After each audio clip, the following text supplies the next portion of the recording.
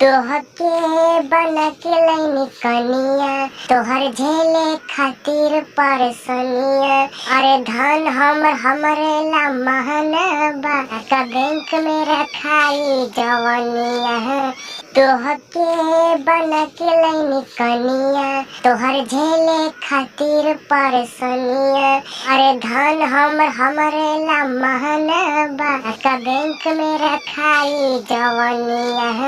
मन में जे तहारा सवार रही ए राजा जी, कपतरे कमरिया जिंदगी भर रही ए राजा जी।